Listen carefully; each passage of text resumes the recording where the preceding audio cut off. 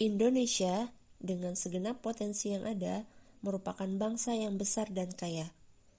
Kebesaran bangsa Indonesia dengan segala sumber dayanya sangat rentan menjadi negara yang hancur dan gagal, karena pada dasarnya Indonesia merupakan negara yang memiliki perbedaan dari segala bidang, baik suku, agama, maupun golongan yang dengan mudah memicu terjadinya disintegrasi bangsa. Namun, bangsa Indonesia mampu bertahan dari perpecahan karena adanya alat pemersatu bangsa yang terbentuk dari nilai-nilai luhur bangsa Indonesia, yaitu Pancasila. Dilansir dari halaman resmi Badan Pembinaan Ideologi Pancasila, sejarah hari lahir Pancasila dimulai dari kekalahan Jepang pada Perang Asia Timur Raya.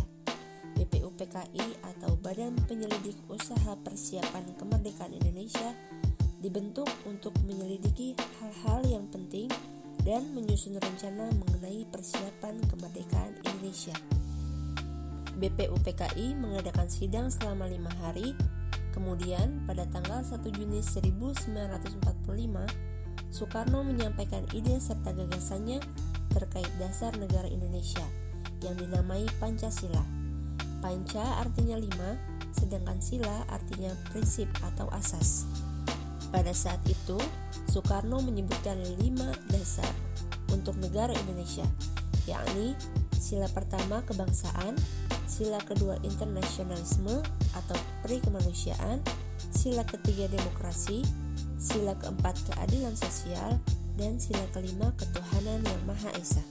Untuk menyempurnakan rumusan Pancasila dan membuat undang-undang dasar yang berlandaskan kelima asas tersebut, maka Dokuritsu Junbiko Sakai membentuk sebuah panitia yang disebut sebagai Panitia 9, berisi Insinyur Soekarno, Muhammad Hatta, Abikusno Cokrosuyoso, Agus Salim, Wahid Hashim, Muhammad Yamin, Abdul Kahar Muzakir, Mr. A.A. Maramis, dan Ahmad Subaryo.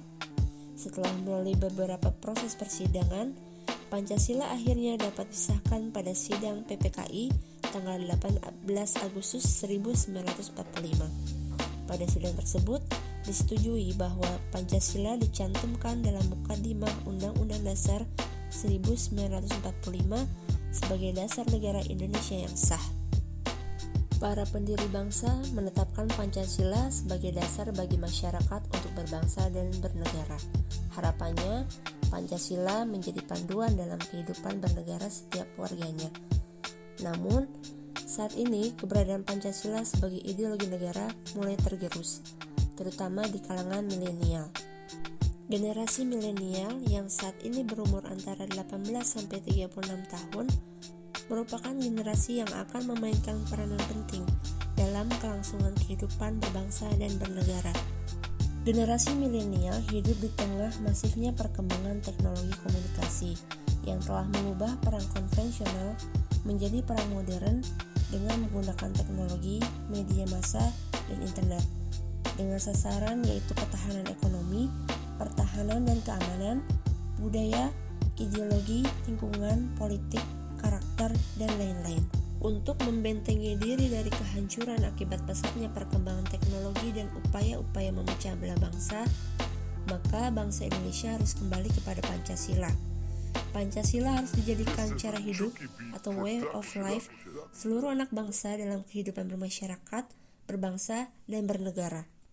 Generasi milenial harus berada di titik terdepan, memegang teguh nilai Pancasila untuk mencegah hal yang bertentangan dari Pancasila.